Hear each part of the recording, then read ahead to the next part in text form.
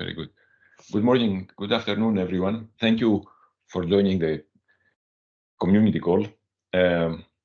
These are, of course, the bi-monthly calls that we have.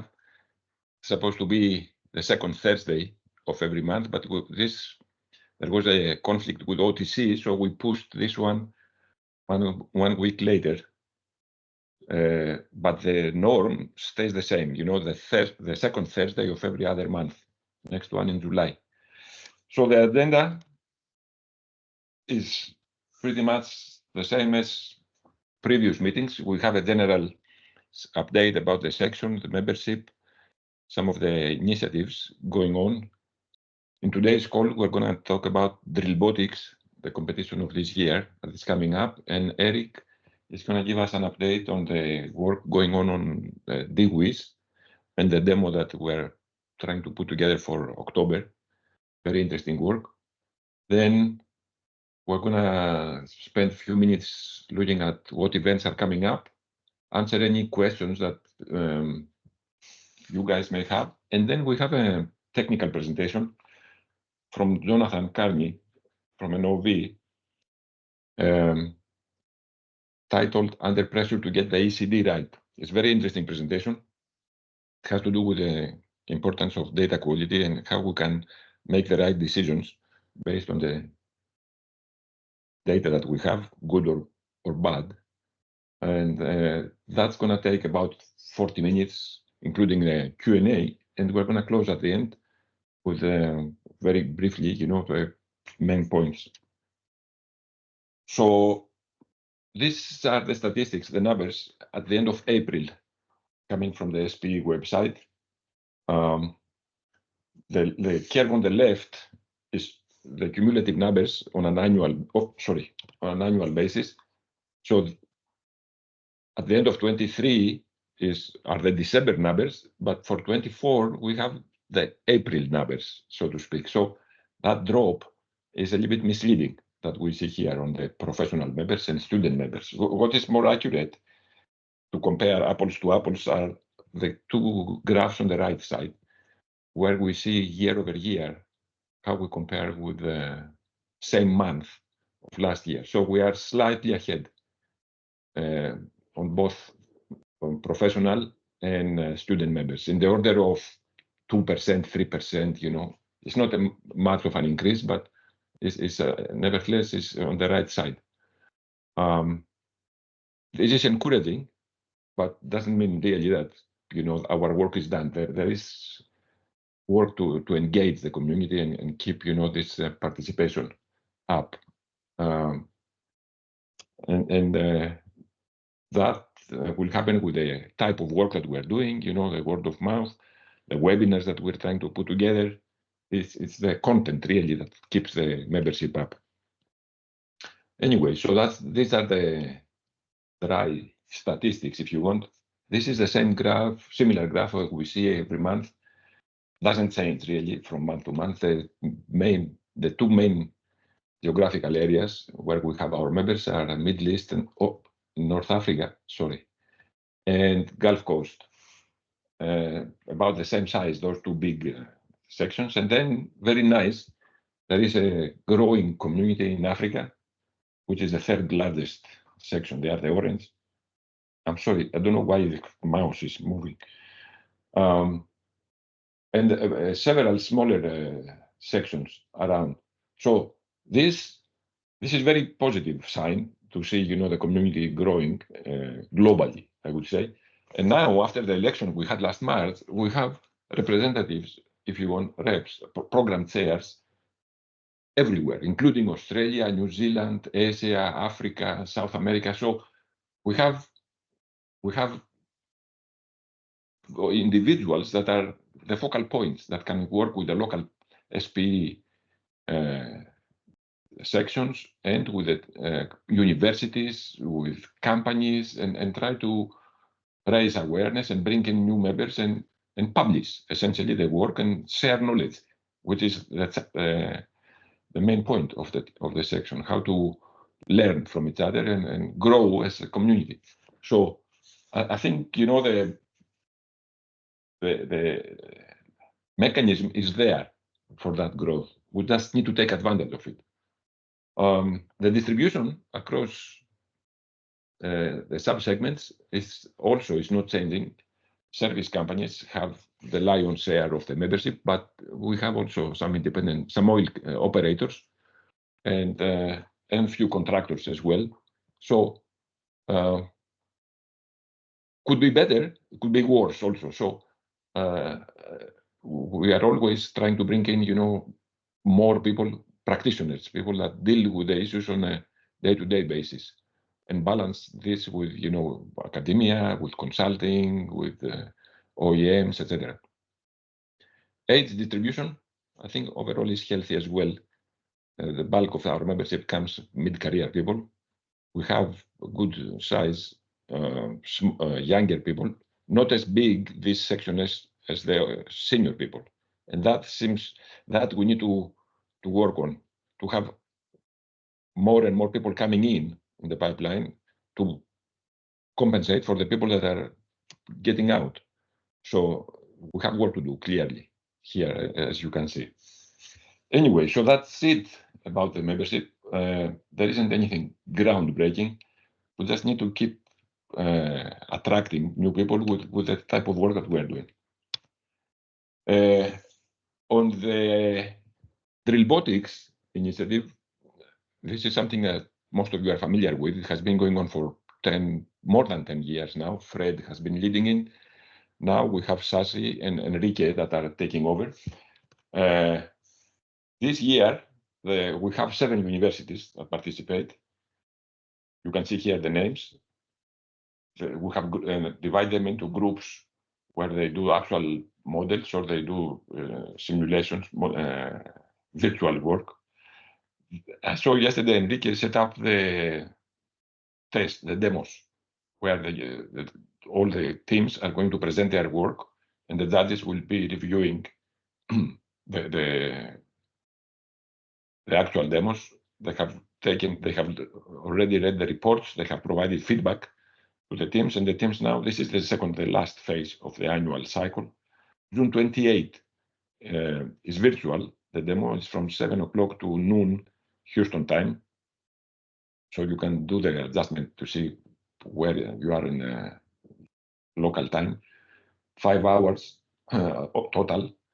I don't know if Enrique, you want to add something here, any details, any comments? Oh no, I think you covered it pretty well. This is good. It's the last Friday of June, the 28th, from 7 a.m. to midday, local time, Houston. And we have 2 virtual groups on Group A and 3 physical rigs participating that day. They should be giving us a video with a presentation. At least I expect it to be maybe a week in advance of the competition date. So I'll be sending an update in the agenda so that we could have more judges that day. That's the only thing we're probably going to ask is if you can make it to judge, to ask questions, to encourage the students, please do so. And that's why we send the invitation pretty early on. Thank you. Very good. Thank you, Enrique. So on the financial side, the Drillbotics, this is the funds that we have for this year, 23-24. We're about to send out the reimbursements to the teams that participated. We're trying to help the universities as much as we can with their expenses. A couple of them travel to the drilling conference. So we are compensating as much as possible to help those students and encourage participation. Now, going forward, though, we're facing a challenge, bringing in sponsorship and participation, both from universities as well from judges. And we need to make adjustments here to keep, to revitalize the program.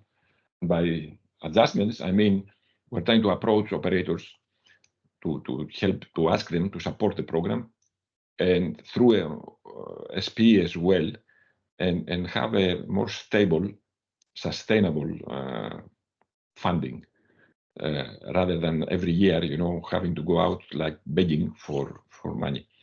So hopefully we can make all this work and keep this program going. It has been one of the more successful initiatives for DSATS, and more importantly, it's a door to access, the new talent, new people, new young students coming from universities and bring them into the industry.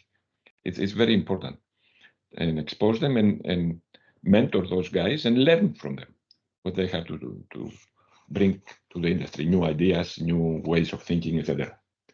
So that's as much as we have for the robotics. The next update, the next section is on the another initiative, DWIS. You remember, just a brief summary for those new on the discussion. Daryl Fed from Total had been championing this for a few years. Right about 2020, it became a little bit more formal. Work streams were formed. There is a lot of work going on.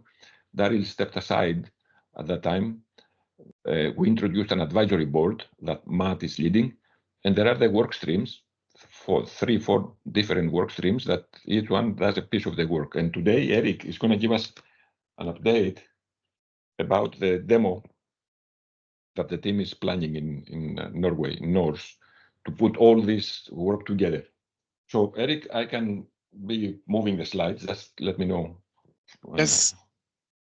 Thank you, Dimitrios. Yeah. So yes, so the vision for Davis is that every providers of information for the drilling operation develop their application once and then can deploy everywhere without doing any change, and that it's automatically configured for the particular case where you are running. So to achieve this vision, so we are working with different work streams, as Dimitrios mentioned, and we want to make demonstrations of this progress every year. So we started with a demonstration in 2023, where we showed that actually different advisory systems coming from two companies, Halliburton and Sekal, could help managing the drilling of a hard trigger during a drill stand operation. The demonstration was using a simple fit-for-purpose DSATS, not a commercial one. So basically, we want for the 2024 demonstration to extend the scope of that demonstration by showing that this can work with actual commercial DSATs. And also, we want to show that these multiple advisors that are connected to the Davis infrastructure can be used in different contexts. So there's two major objectives that we would like to achieve. The scenario for the demonstration remains a drill stand context, but we would like to extend the demonstration to include connection procedures and also the management of drilling incidents. So you can go to the next slide. So in terms of the test setup, so it's quite more complicated than for 2023. We will have three different demonstrations. Oh, so, come on. Yeah, that's that doesn't matter. So the first demonstration will be based on utilizing Novos from NOV as a commercial ADCS, and it will be running at Norse hardware in the loop Open Lab drilling simulator. The interesting things with Novos is that the way you can interact with it is Sorry. no problem. Is hybrid. You can have the driller activating functions, and you can also have some external system injecting new functions while you are executing this. So that will be one philosophy that will be tested. A second demonstration will be made with the deal system from HMH. That will be run in the same environment, which is the hardware in the loop Open Lab drilling simulator. But here the philosophy of the deal system is different. It's that actually no functions cannot be started by themselves. They need to be started by the driller, except for the fault detection isolation procedures, which are completely automatic. And then we will have a third demonstration, which will be run at Aker BP's a hardware in the loop simulator, which is using A-drilling as a drilling process simulation. And then the commercial LECS will be between.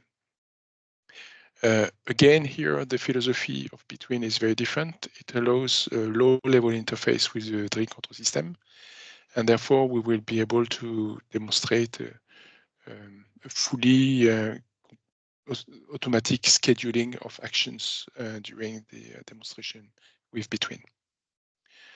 For that purpose, we have had communications with between about the low-level interface, and have had today a meeting with them, and we have cleared all the aspects of the interface, and we can proceed with the development of the bridge to communicate with them. Now, the external advisors that will be used during the demonstrations are coming from several companies. Aker BP for the rig action plan, Halliburton for contextual data and event-based scheduling, Baker Hughes for ROP optimization focused on vibration avoidance, SECAL with digital twin, friction test parameters, reciprocation parameters, pond stop parameters, back of for detection, isolation, recovery parameters. Overtorque for FDIR, overpull, underpull, FDIR, max flow rates, safe operating envelopes, and swab and surge, safe operating envelopes. And Petrobras with a second digital twin, and also the pump startup parameters. So that will be quite a lot of different functions which will be utilized for the demonstration, and all of them configured by different advisors. And also the interesting thing is that since it will be two different types of simulators that will be used, so we can expect that the response will not be exactly the same when we will be running those fleet demonstrations. So go to the next slide. So this is the architecture of Davis. The gray boxes are external components like advisors, data acquisition systems, contextual data sources. Oh. The green components are the components from the Davis infrastructure, and the blue components are the automated drilling control systems like NOV, so Novos, DIL, and between.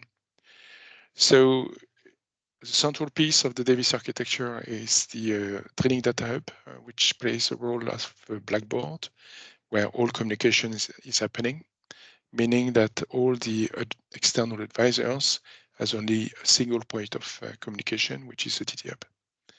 And then we have some kinds of satellite functionalities in the Davis infrastructure, which provides additional information for the rest of the participants to the communication, like, for example, the drilling process state interpreter, the scheduler, the advice composer, the contextual data builder, and the logger.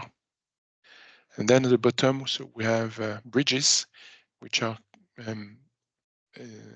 translating virtual ADCS interface, which is defined by Davis, into the true ADCS commands that each of the ADCS is requesting, and therefore allowing for virtualizing in a way the ADCS seen from the external providers, which are the gray boxes. So go to the next slide. So the important things in the context of drilling operations is that actually the management of a drilling operation is a mix between sequentially scheduled activities and event-based activities, and that makes things much more complicated than just a standard plant fabrication of goods.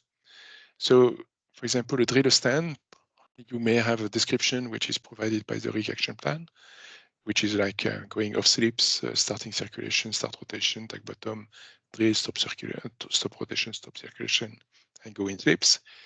But if you go to the next, please. You may have situations more contextual oriented, which dictate actually that you would like to start rotation before starting the circulation, for example, because you have risk of differential sticking. Next. or you may encounter a hard stringer, which may require to proceed differently for the drilling parameters. You may discover that you have hole cleaning deterioration and therefore need to maybe lift off bottom and do a reciprocation to clean the hole. You may have vibration problems that require us to change your drilling parameters or even stop the top drive to get rid of the vibration problems. Or you may have to schedule a new friction test to ensure that you follow up whether your hole cleaning is correct or not. So all these things are contextual related and are more event related, and therefore may be injected during the drill stand as a function of what you discover. So next. And in addition to that, so incidents can happen at any time, and then they kick off actually some alternate procedures, so first reaction procedures.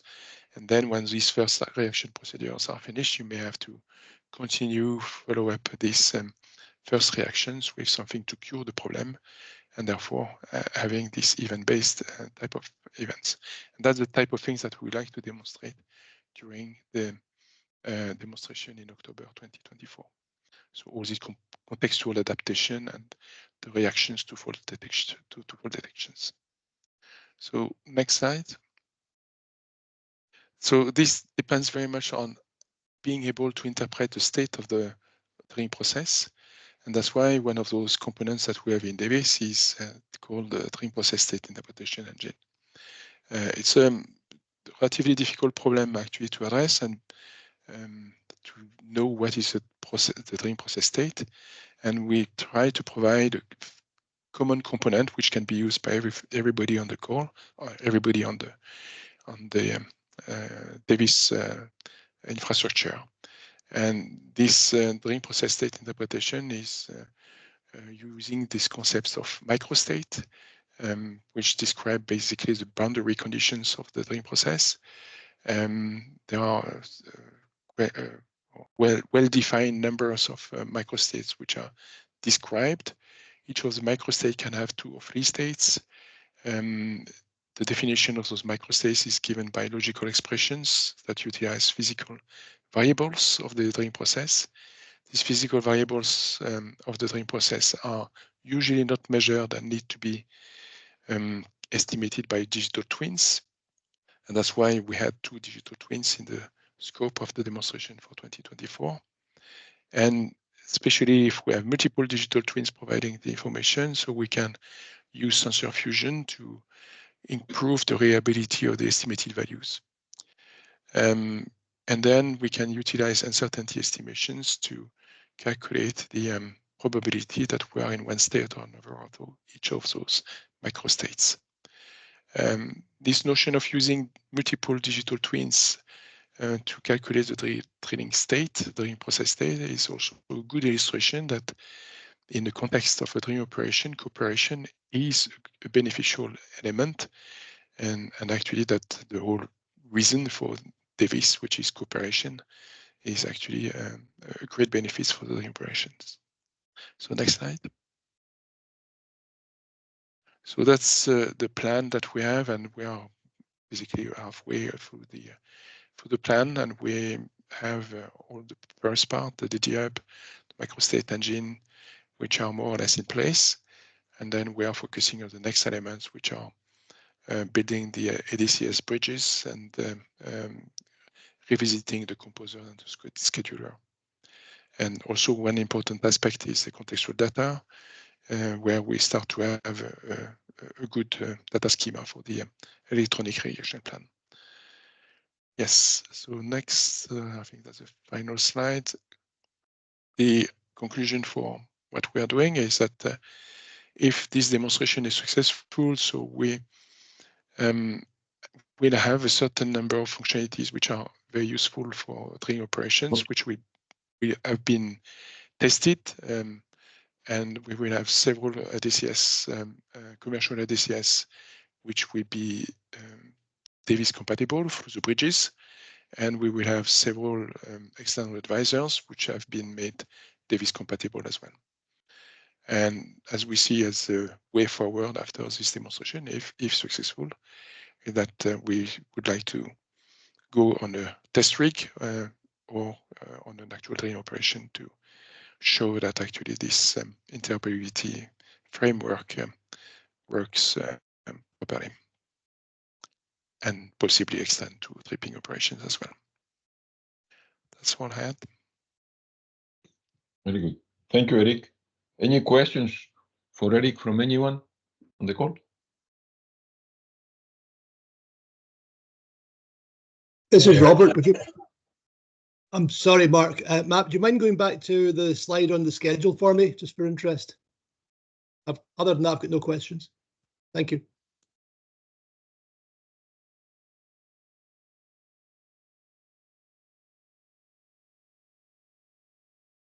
Hey, Eric, I wasn't listening properly. What is the BTWN bridge?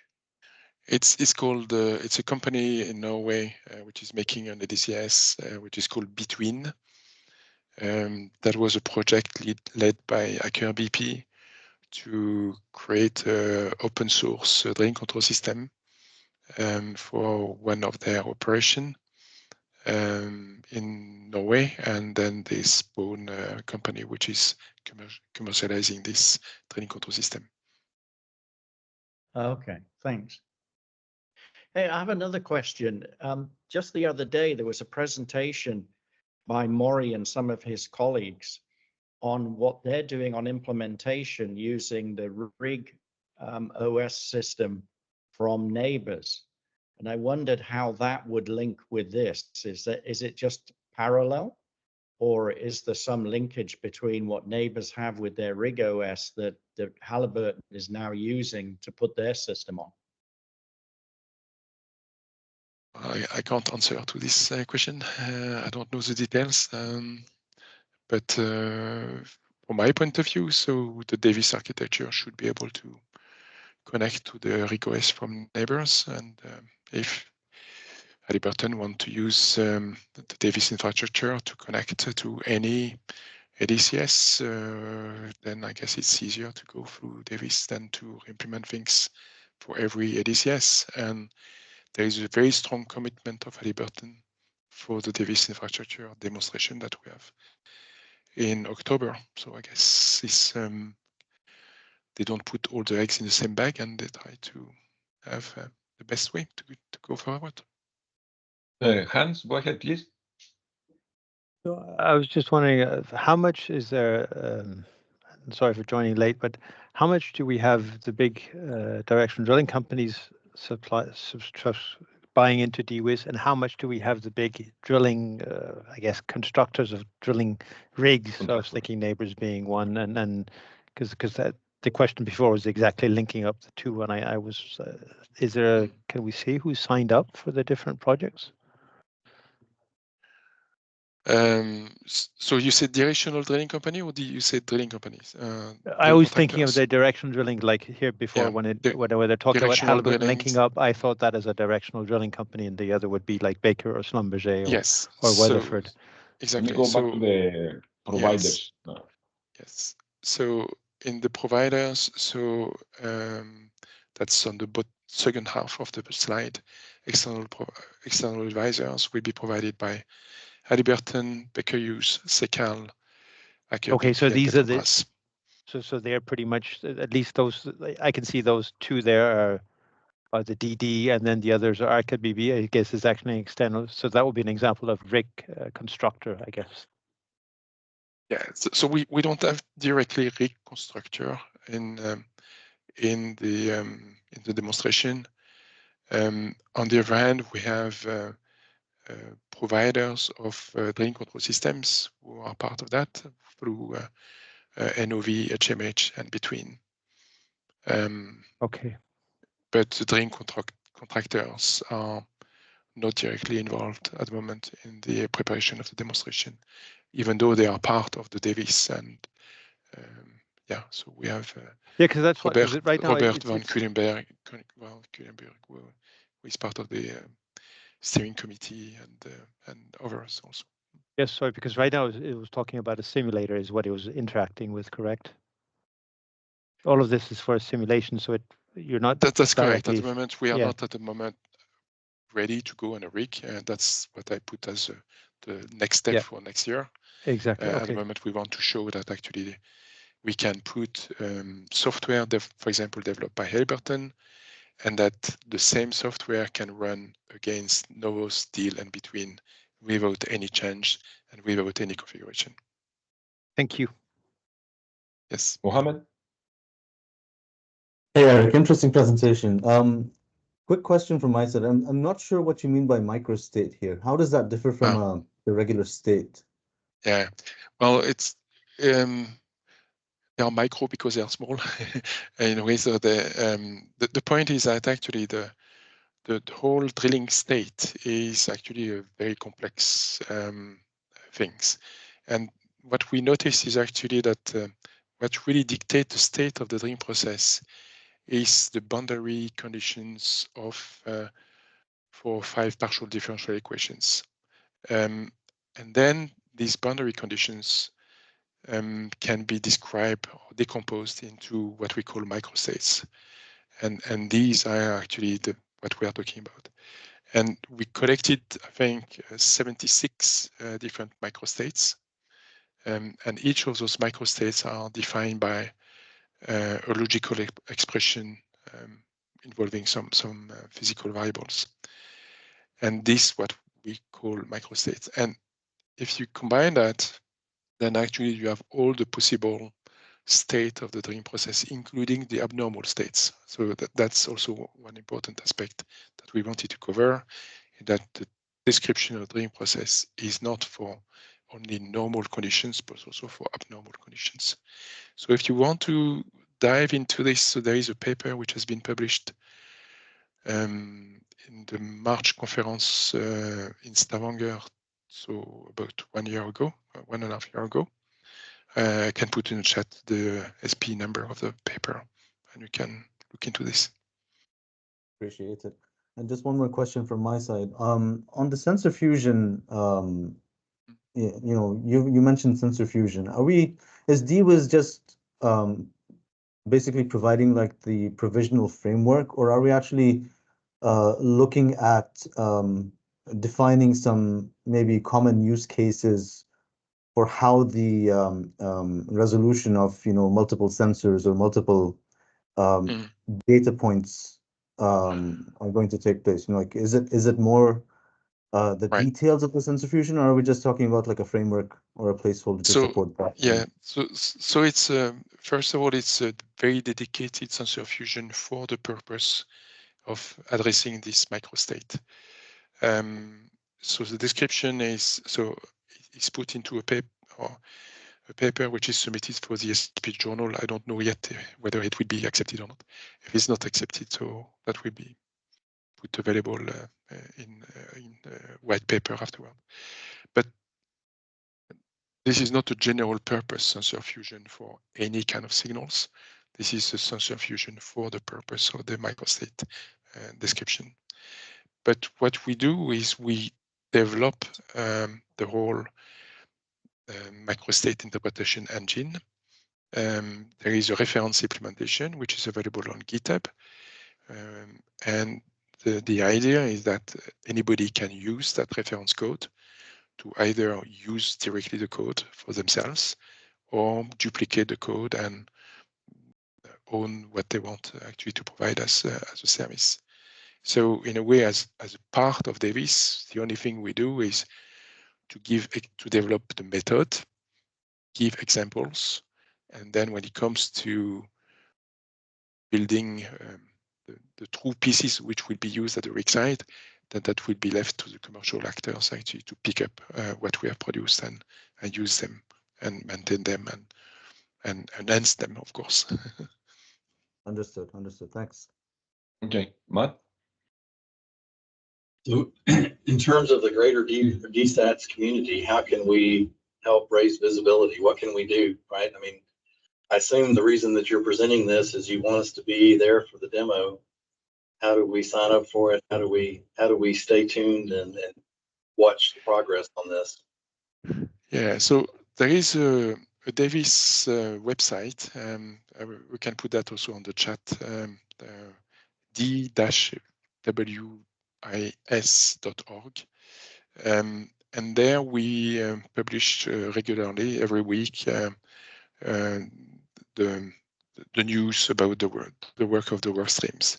When we will get close to the demonstration, so we will start to publish on the davis.org when this demonstration will take place and how to join. That will be a Teams meeting, and everyone is invited to participate to this demonstration. So for the visibility, well, we rely on the tools that we have, and of course, presenting to DSATS is a good opening actually for. If I may add to that, join. Eric. So I think this, the question Matt is asking is a little bit broader, and I mean the short term, let's say, objective is how to publicize this work and people to monitor and follow what's happening, etc. But there is a little bit longer term, which is how do we secure funding and set the direction of this work going forward for the next 2, 3, 5 years, you know, and this is a bigger effort that covers, you know, a longer time horizon, not just this demo, but also the next year, you know, a rig test or some bringing in, you know, some more participants, etc. And I mean, we have to see, you know, to plan how to make this happen. But looking backwards and trying to learn from the history, the first couple of years, it was really the visionaries that engaged, the people that are passionate about it, and they decided to spend time and effort on a voluntary basis to make it happen. Once this showed, you know, some potential and some results, this year we see now some commercial actors engaging for the first time, and I think that's a very positive sign, and we have to keep, you know, that up and expand it going forward. The fact that companies like NOV and Baker with HMH and Between are engaged this time and are willing to make changes to their software and try it out, it can only get better from here, in my opinion. If this demo goes well, next year we can have another 3 new participants, whether they are contractors or they are operators or whatever they are, you know. And some of those companies, I don't know who, they may decide to adopt the code that the Nord Stream is putting out. It's open code, you know. Of course, we're not giving access. I mean, the ADCS vendors, they made it clear that they don't want their API to be public. But that's fine, because what we are publicizing is the DWIS interface, not the individual interfaces that every ADCS uses to communicate. So for someone that develops advisor software, they don't need to know what ADCS is on the other side necessarily. That's the whole idea, to develop the advisor once and deploy it transparently to any rig. That's the ultimate goal. Now, we have to show that there is value to that. Not only that it can be done technically, but there is value and there is benefit, efficiency, etc. And that's this whole other discussion that is going on that you are very much familiar, Matt, you know, about the business case and the benefits, etc. So this is the overall effort that we need to engage to bring people in, so they monitor the technical developments, but also ultimately support it, fund it, and adopt it, you know. So this is an ongoing discussion, basically. There is no single answer. We just need to spend some time to plan how to give this a life on its own now. So we don't rely excessively on Eric and his team to do all this work with the funding that they get from 2-3 companies, you know. But we need also to realize that the larger the demo gets, and especially the plan for next year to be on a rig, either a test rig or actual rig, requires more and more funds, because this is not coming by itself. So it's a very good point that what Matt has bring actually, that okay, so we are evolving. Hopefully we are converging into a good solution. But we need also to make the efforts to get the support for more and more people. And at the moment, I shall really thank the sponsors for the research part of it, because I'm representing the research element from already quite a few companies like Aker BP, Equinor, Total Energies, Wintershall DA, and Vår Energy, and ConocoPhillips to support the work that we are doing. And that's quite a few companies already putting monies into this to see whether we can get into something which work. Very good. Thank you, Eric. Any other questions before we move on? Okay. Thank you, Eric. So there is one more slide that I have on the general presentation before we go to Jonathan. So this is upcoming events that the section has. Some good news that we received yesterday is that the networking session that we're planning for the ATC in September was approved. So it's going to be on Monday, the first day of the event, Monday afternoon, between 6:30 and 8. I don't have the venue, the exact venue yet, but it's going to be a networking session. We're going to have again a panel of experts bringing in the topic. The specific topic also is not finalized, but it's going to have two parts. Basically, the event is going to have a discussion, a technical aspect, and then a networking with the drinks and finger foods, giving everyone the opportunity to meet everybody. Or we have a webinar shortly after that, Friday, October 4. Those are the two spots that we get from SPE. That's open. So we're looking for anyone who is willing to spend, to share their knowledge, the work that they are doing. This is another vehicle to share that knowledge with the community and learn, benefit everybody. There is a forum that is being planned. I don't think the exact date is picked yet. Matt, is that date decided or still in the making? But it's going to be in Q4. Yeah. I'll put the link into the chat. So it's okay. going to be in Conroe in October. And the website is live. We'll be detailing each of the individual sessions and more details probably within the next 2-3 weeks. Excellent, very good. And of course we have these bi-monthly calls. Yeah, someone had a comment. Matt, yeah. Excuse me. Did you say Conroe, like Conroe, Texas? Should have said the glorious Conroe, Texas. Yes. So not Paris, not Rome, not even New Orleans, but Conroe.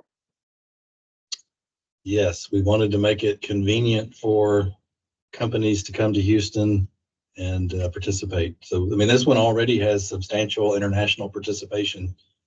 So we thought location next to a central airport, as well as being able to do other business on either side of the forum, was essential to getting attendees. Okay, thank you. Very good. And of course, we have these bi-monthly calls that offer also another opportunity to share technical content, presentations, research, lessons learned, etc. Those are open. The next one is in July, September, then November after that. So feel free, if you are interested to participate, to present, let me know and we can schedule it. And this, for today, this spot is filled by Jonathan Carney, who very kindly agreed to give a presentation that he shared in one of the work streams separately. And without taking much time, because we have already taken 7 minutes of Jonathan's time, I'll pass it to you, Jonathan. Feel free, I'll stop sharing, and you can bring up from your side the slides and present. Okay? Okay. Thank you. Okay.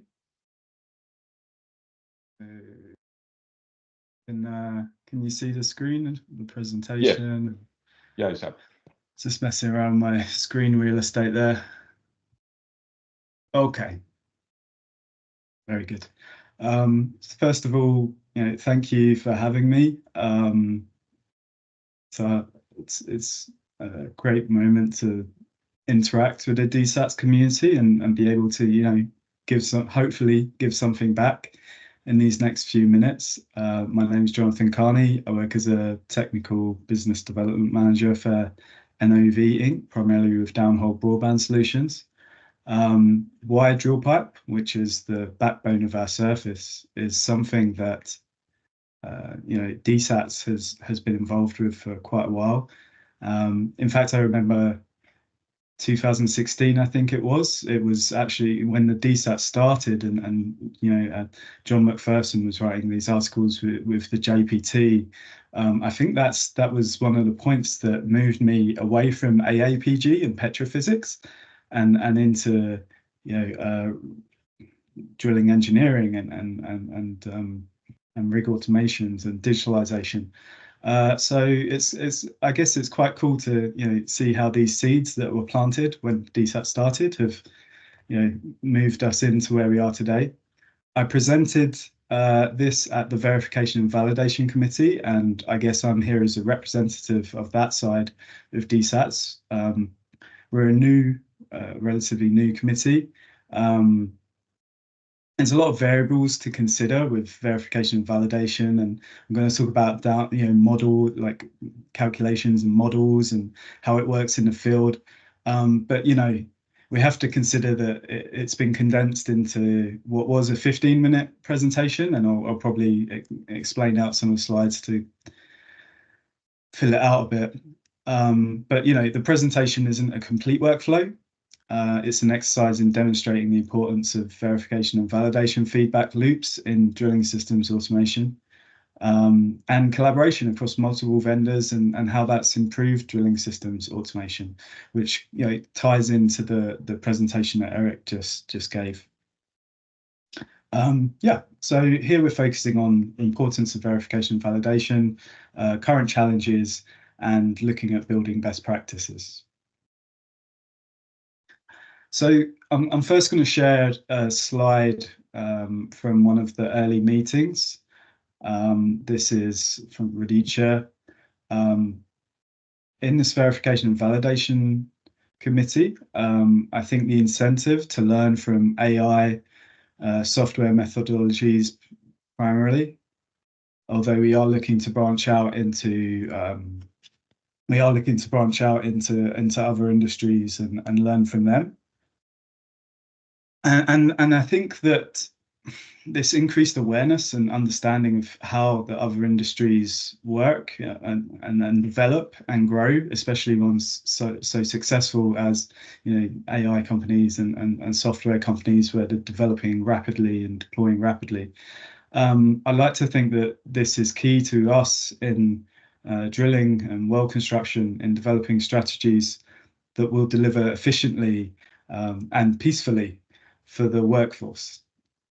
A bit of story time with my background. I came from back office and financial services when I left school.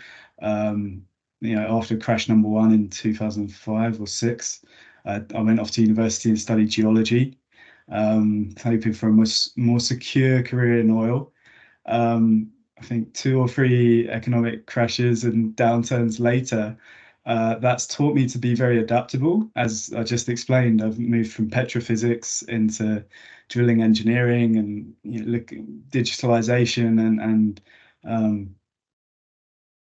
programming and being fluent with code is part of the job now.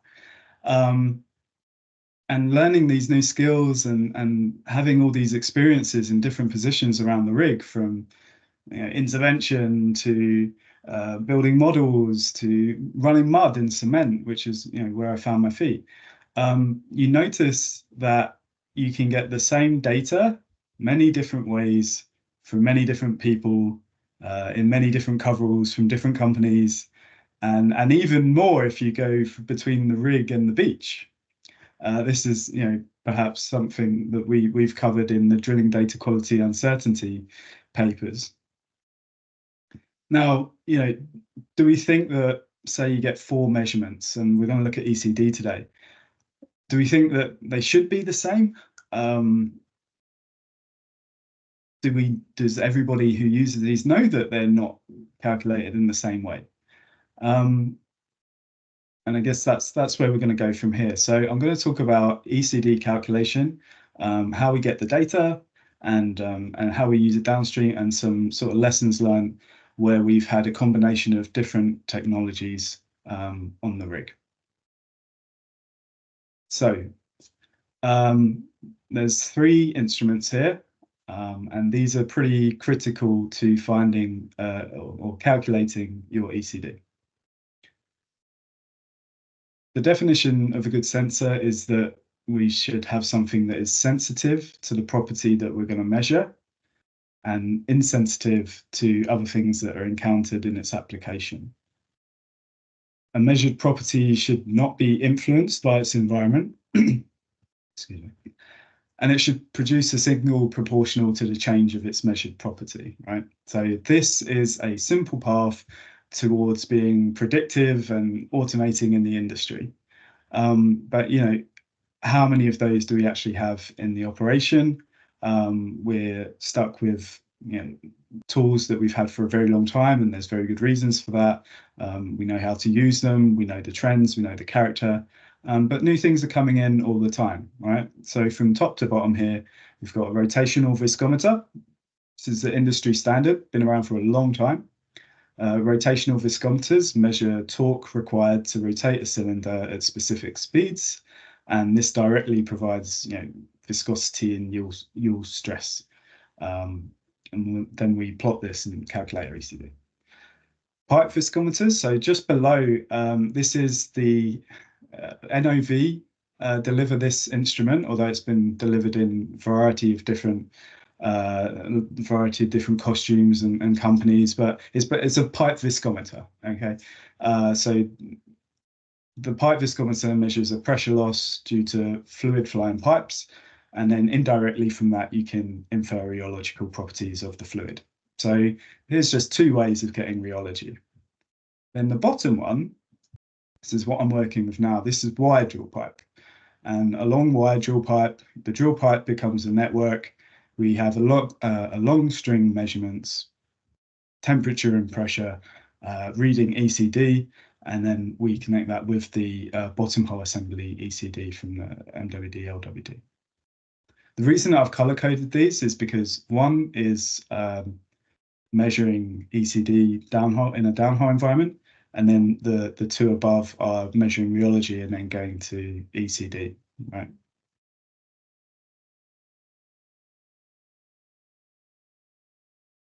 I don't think I need to go into the calculation of ECD in the field, or I don't want to teach a cat how to drink milk here. So we can move on to the verification and validation part of it.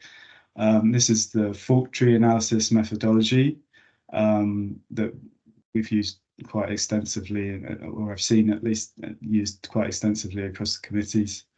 What I wanted to focus on, just broadly to explain the issue, is identifying potential sources of failure in our calculation and their causes. Broadly, we've been able to separate it into the same color coding. So you've got on your left, you've got the incorrect ECD calculation from your downhole readings of pressure, and on the right, you've got your incorrect calculation from surface. If we take one of the main challenges that we face with the wire drill pipe is that people see ECD with the BHA, which is provided by the main service providers, and then converted into a signal that can be transmitted to wire drill pipe. And then you've got your long string measurements.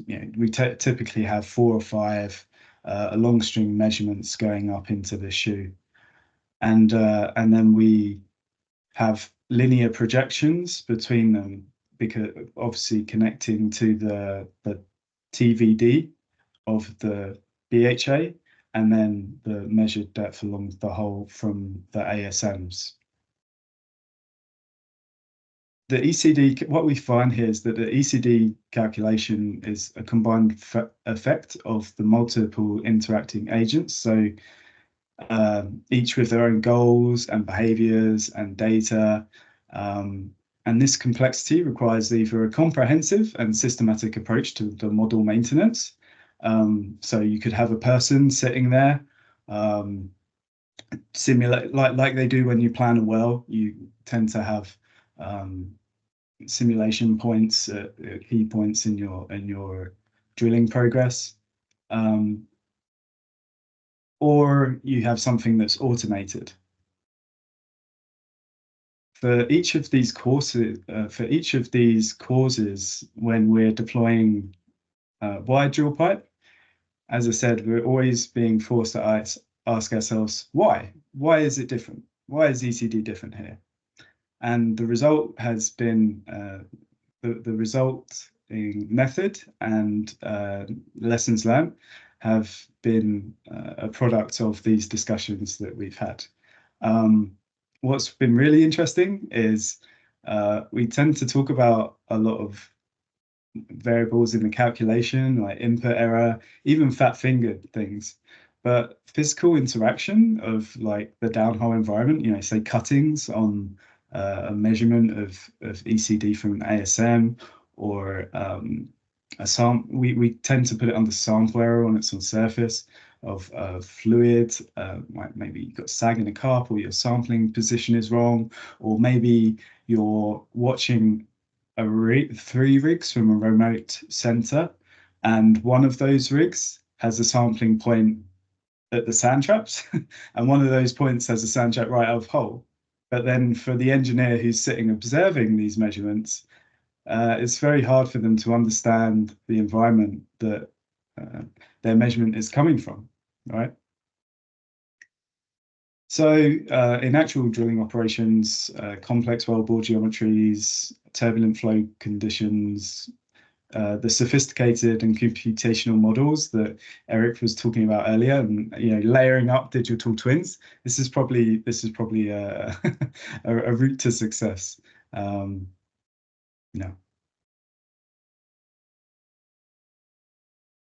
So it's not often that you have the conventional mud engineer measurement, the rotational viscometer, and a pipe viscometer, and the wide drill pipe.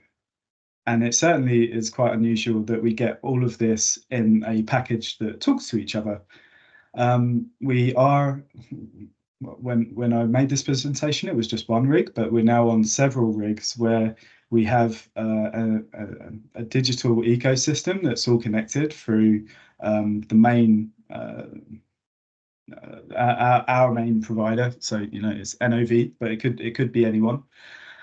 And having these technologies talk to each other simply, and being able to compare measurements from all of those has made things a lot easier. I think I saw an Equinor presentation I went to recently. Came out. He said that all technologies are combinations of existing technologies, and the innovations are the benefits of remixed technologies. And I guess that's what we're coming through now. Through fortune, we've got this rig with the right people and the right equipment to test an entire mechanism of downhole and surface scenarios, and a consistent methodology, but distinct operational conditions.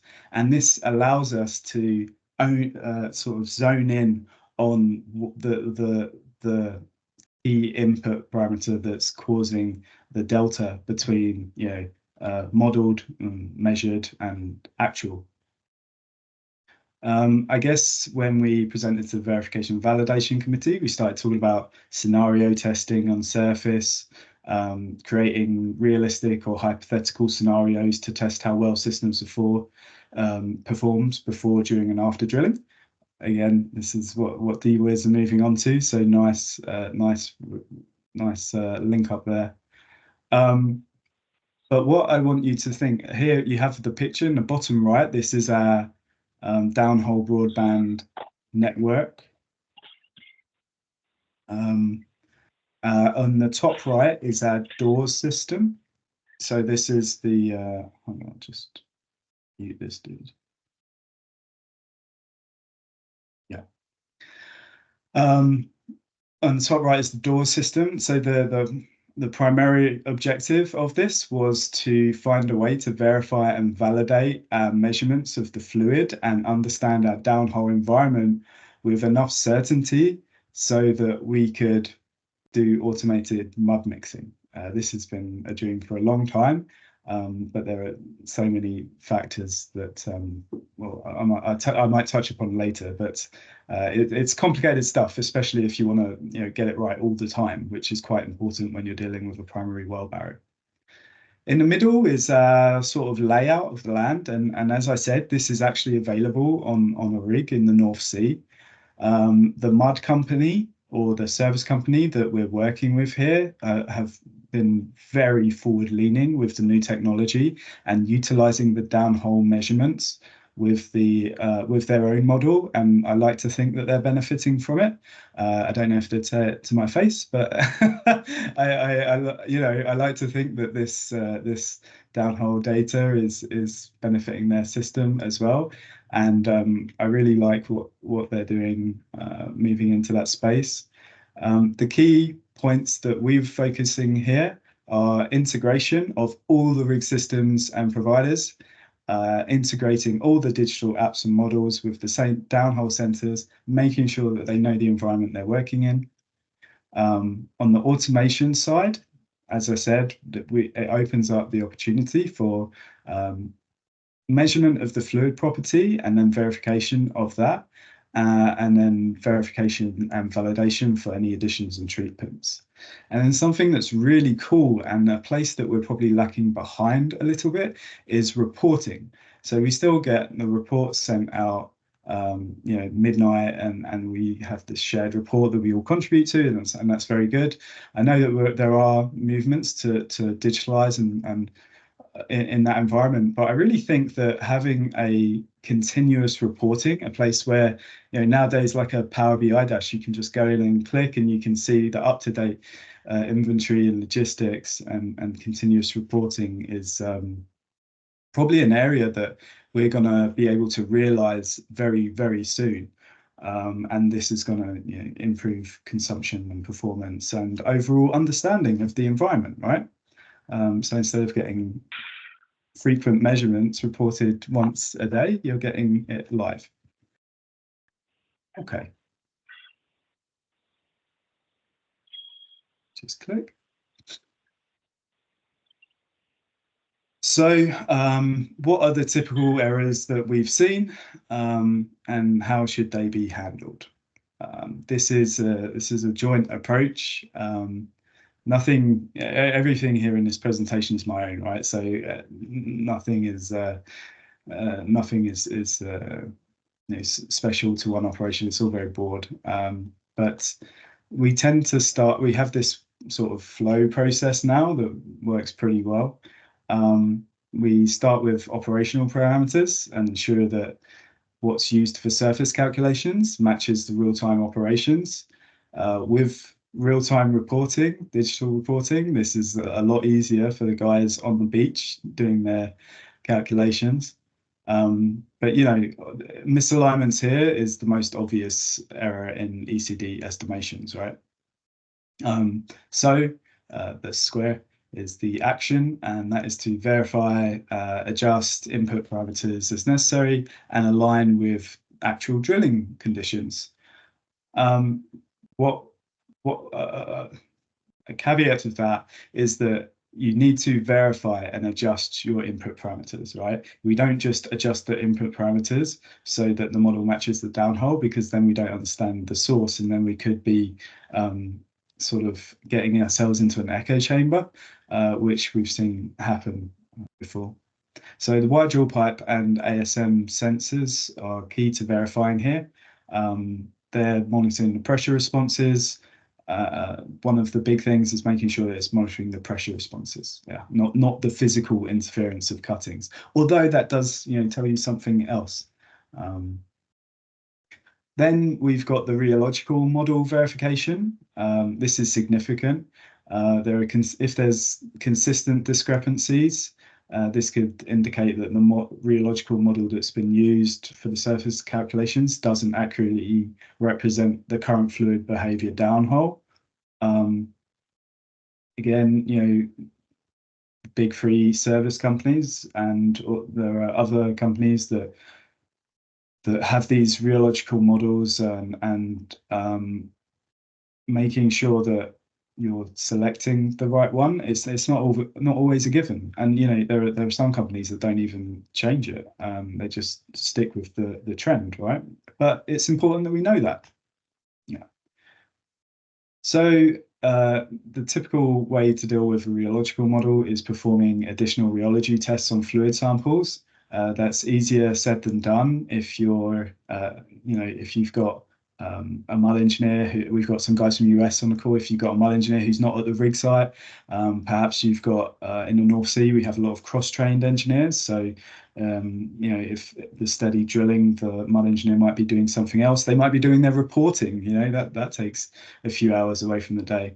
Of course, if you've got a pipe viscometer, you get a lot of measurements, but then it's much harder to update the rheology model. Although there are some really smart fixes on how they're handling that. Finally, we've got the geometry changes. So discrepancies indicate changes in wellbore geometry, such as washouts, restrictions, and these are the things that typically aren't accounted for in surface calculations. And there tends to be a lot of averaging out. Some people average out more than others, and that, you know, drawing back to my previous life where I was doing various jobs on the rig site, you know, a cementer is not going to care as much as the geometry as a mud engineer who's, you know, on a difficult hole cleaning section. So, you know, be warned, if you're going to break down silos, make sure that you're not settling for the lowest viable product. It's important to understand where the data is coming from, or you get your, you know, most accurate. The good news is that we have a lot of additional downhole measurement tools now, you know, calipers or even image tools, and density calipers can be used to investigate and update any changes in the geometric model of the wellbore. One, I mentioned it before, but you know, one big take home of this is that we really try to understand a difference, if there is a difference between, if there is a delta between your, you know, your measured and your model. Make sure that it's your actual and not just your measured. So here are the key lessons learned. I truly wrote these in the spirit of you know, lessons learned on a case study, but I think these are, you could have put these as the missions of DSATS. You know, breaking down constraints that we've had with dealing with different customers and requirements. So, you know, more cooperation, more collaboration. Even since I presented this to the verification and validation committee, we've been able to speak with the service company on these rigs, and by showing the fault tree analysis, they're like, "Oh my God, we didn't realize how easy it was for you to take this data." So, you know, communicating and and sharing our workflows without giving everything away, I think is really important. And DSATS, DWIS, I think they're doing a really great job at that. The automatic real-time fluids reports should complement high frequency data acquisition. This has been a big feedback. If I give an example, it's not just the drilling contractor, service company, and operator who wants to see this real-time fluids data. And it's not just the drilling optimization guys. So, you know, on some rigs, they've got like mud level management in the riser. On some rigs, they've got consultants brought in for, you know, difficult hole sections, guys who are managing torque or monitoring that. This is all really important information, and I really think it should be available in today, in 2024. It should be available at a click of a button. Rethink pressure loss. I didn't go into too much detail with, you know, calculating ECD from rheology. I wanted to keep it a bit lively, but, you know, we're running into a challenge where I think Eric Van Oort said it was building a robot to wash your dishes instead of making a dishwasher, right? And we're running into this problem with pressure loss where we convert it to the typical fan readings of rheology, and then, you know, convert that back into ECD. And there are things like friction factor or just plain shear stress and shear rate that, if they were available to all, and I guess the pipe viscometer and the wide drill pipe could provide that, I think it could prove to be very valuable. But I haven't had any user requests from that yet, so I just wanted to share it here. And if anyone wants to support me on that, I'm happy to move forward and you know, develop the idea. The other thing is that models require the same understanding of TVD and mud weight measurements that the wide drill pipe requires. So in terms of like how we extrapolate pressure readings and the uncertainty for TVD and equivalent mud weight, I don't think these are very well understood. And actually, we've been forced to sometimes actually, you know, build the error into our measurements, especially as we get more accurate now, just so that we're aligned with all the other tools and measurements. And I guess that's a natural human condition to want to see, you know, smooth lines and consistency, but that ain't how the fluid works downhole. And then finally, time stamping. This is countless hours have gone into discussing time stamping. I still don't know how we're not there on all the rigs, but, you know, if you want to go remote and you want to automate the process, I'm sure there's plenty of people on here that could talk about how that's developing, but it's become like a key need. And then finally, all methods of measuring rheology and calculating ECD have been seen as very valuable for understanding drilling fluid behavior. This isn't swapping one out for another. This is about combining the characters and the environments of the readings so that we can get a better operation. So direct rheological measurements from pipe rheometer or rotational viscometer, these are able to provide detailed insights into fluid properties under various conditions, shear rates. You can also adjust the fluid formulations, pilot testing, things like that. And that's probably why they still hold place as the only API approved method of fluid testing and hydraulics. Pipe viscometer data. This has a very practical solution to the requirement for, you know, data sampling and consistency. I guess when we're modeling, we like to have this stuff. We like to have this behavior, and it also has unveiled some insights into how these fluids are typically performing under conditions similar to the wide drill pipe, right? You know, you're measuring fluid through a steel pipe, and there's probably comparisons that we can draw with the wide drill pipe there. And I do know that there have been some papers taking pressure differentials in the wide drill pipe and then converting rheology, right? That's a really exciting place. Maybe we can get a rheology index for hole cleaning. Overall, I think combination of this, it's critical for the success of verification and validation techniques and subsequent operational planning, real-time adjustments. If you're going to adjust density in rheology, I really would. You don't get a second chance, really, in this in this very demanding environment where we're bringing in solutions to make things easier and to reduce consumption. We should make sure that if we do bring in a new solution, we get it right first time, right? I've heard that there's an API meeting in June, so next June, where they're gonna talk about pipe rheometers and as rheology data source. We also know in North Sea, because of this work and obviously a more in-depth study, we're going to be looking into verification and validation certifications.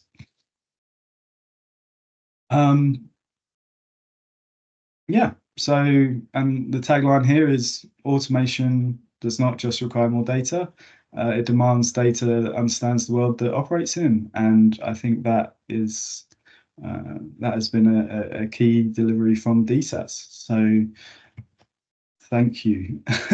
Thank you for your time. For those of you still there, I'm happy to take any questions.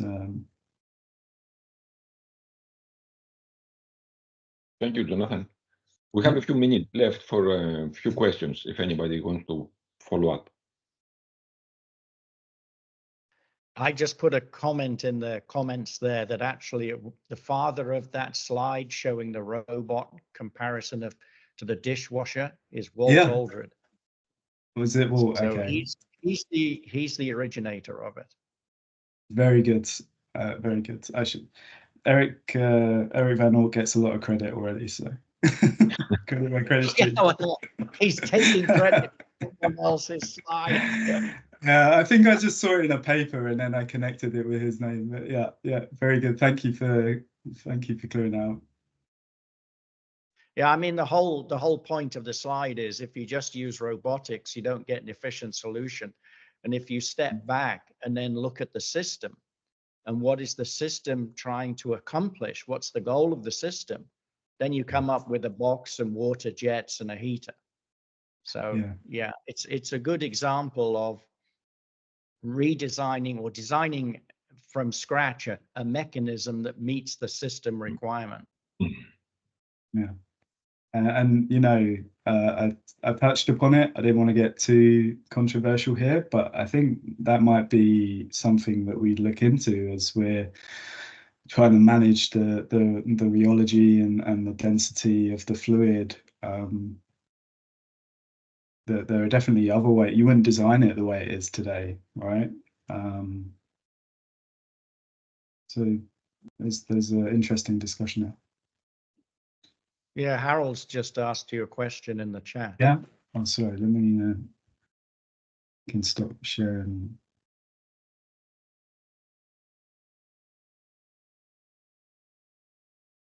Okay. What kind of accuracy is actually involved in mud density determination? Yeah, that's I guess it very much depends on the environment. So we're in my current role working with the wire drill pipe, when we're looking for precision or accuracy on a ECD calculation, the density is going to be important, because then we project that to the bit or wherever it needs to be. We also project to the casing shoe if we don't have a sensor directly there. I guess if you're looking for a range, I think we should make sure that whatever precision we're reporting ECD in or what we're putting into our models is within the within the capabilities or characteristics of the measurement being made, right? So we have two along string measurements, an analog ASM and an ASMP plus, which is a digital transponder, which is pressure while drilling accuracy. If you're taking an analog measurement, very sensitive, really good for measuring things like flow, rheology, looking at your cuttings trends. But if you're going to do your FIT or leak-off test, then there are other controls, and we have brought such procedures in place, but you need to have other controls to make sure that you're accurate, and of course you need to make sure like the formation that you're working in. Did that answer the question, Harold, or I wasn't 100% clear? Yeah, please go ahead, Harold. I'm sorry, can you hear me? Yeah. Okay. Yeah. No, because in an earlier slide you talked a little bit about TVD uncertainty, and obviously your TVD times your mud accuracy is going to give you the the uncertainty of the pressure that you're ultimately dealing with. Yeah. And I've had a little bit to do with TVD uncertainty. Yeah. So I was just kind of thinking, look, if your mud is plus minus 0.1 of a gram, take a bigger number, then your pressure is going to be plus minus hundreds of psi. If it's plus minus 0.01 of a gram, then it's going to be, and so forth. So I was just kind of curious, what kind of accuracies are you actually dealing with when you're fiddling around with the mud density? What do you expect? What's a normal kind of number, and what will be extremely accurate? What will be, well, I don't really care actually how accurate? What are we talking about? Yeah, I mean, that's going to be dependent on your drilling envelope as well, right? But I like your work actually, and I have sort of I've been very interested in different the characters of different measurements, and when we talk about fluid density, we're also talking about a time and temperature component that is measured once, and then if you're say you're using your rotational viscometer, you take it at 50 degrees. Is it 50 degrees? Is it 40 degrees? It doesn't. Yeah, you do your best, right? And then that's your fixed moment. When you're using the pipe viscometer, of course they can correct it to 50 degrees, but it tends to be ambient, and that's where you're getting the most certainty in your measurement. And then you try and fix it to 50 degrees. And then when you're downhole, the ECD that you get is not related to uncertainties with the density from the temperature or the time or the rheology, or well, not rheology, but the solids or cuttings loading of the fluid. And I think this is where the uncertainty is. It's not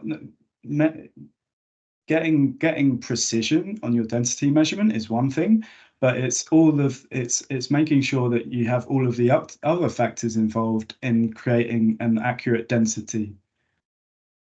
Does that make sense? That seems to be my problem, at least. In terms of what is good enough, I think I've been on projects where we simulate to 3 decimal places, but then the last mud check was done yesterday, and in that case, at least you should know your uncertainty, right? You should know what you're working with, or stop asking for it in 3 decimal places. I think Eric has a comment here. Eric, go ahead, please. Yes, so when we talk about mud density, so don't forget that the density is not a single value for the mud. It depends on pressure and temperature. All fluids are compressible, and they have a thermal expansion. So when you have a measurement which is made at atmospheric pressure with a certain temperature, the mud that you have downhole, which is at a very, very different type of pressure and very different type of temperature, will not have the same density. So that's also an important aspect that in a way you need to know not only the the density of the fluid, but you need to know the pressure, volume, and temperature behavior of the fluid to be able to predict what will happen in hydrostatic conditions downhole. And then, of course, the presence of cuttings and things that will influence the measurements that you may take actually with downhole pressure sensor from the along string measurements. So yeah, so that's a part of that. And then the second comment I have is so you talk about the Couette concentric rheometer, the fan 35 rheometer, and the pipe rheometer. Don't forget that they cannot be compared when you come to the flow curves, because the Couette rheometer is assuming that you are measuring a fluid which is Newtonian. So the shear stress and the shear rate that you are converting from the torque and from the rotational speed are converted with constants, which are only constant with Newtonian fluids. So the Couette rheometer, the fan 35 rheometer, are always giving you the wrong rheology. It's by principle. If you have a non-Newtonian fluid, you cannot get the right rheology if you use a constant from the rheometer. Actually, this problem is not happening into the pipe rheometer, but you have other things which influence the pipe rheometer, like, for example, thixotropy. So you pointed a very good point that people are complaining that the two values are not correct or not similar, but they cannot be similar if you don't care about the fact actually that the Couette rheometer is wrong from the start. So just to put more oil on the fire. Yeah, absolutely. No, I totally agree. Thank you for bringing up the pressure part of it. There's a whole other fault tree analysis that can be done just on that pressure part. And yeah, as you say, with the Couette viscometer, there's a lot of work downstream from that people, the service companies do to fit it into the correct rheology model. Is that am I understanding correctly? Right. So yeah. So and there's a time, and there's another time part of it, right? Is that do you do that automatically, or do you have to have an engineer available to do that frequently? And are we doing it frequently enough? And yeah, it's for the sake of information, so there is a correction of fan 35 rheometer, which is given away to the open source drilling community. So the code is available to everybody, and there is a web application which can do the conversion, which is available for everybody. So then you can correct your fan 35 rheometer to something which is making sense. So just visit open source drilling community. We ran out of time, so it's interesting. The discussion is probably we need to stop here. So this is the last slide. Thank you, Jonathan, for sharing this. So the next meeting will be on July 11. There's going to be an invitation coming a week before that, or so we have the latest membership information. And please mark it on your calendar. And we're always looking for speakers that are willing to share their work and their learnings with the community. We can use these community calls, as I said, or we can use the webinars. We have one for sure, and we're trying to put together a few more. And we're always open for ideas, how the community can benefit from each other. Okay. So for the sake of time, I'll stop here. Thank you to everyone for dialing in. The recording will be available on the website. And we're going to share the link. Greg will share the link with where you can watch. Someone can watch it that couldn't make the call. Thanks again, and talk to you in 2 months' time. Have a good day. Thank you. Have a good day. Bye. Thank you. Bye.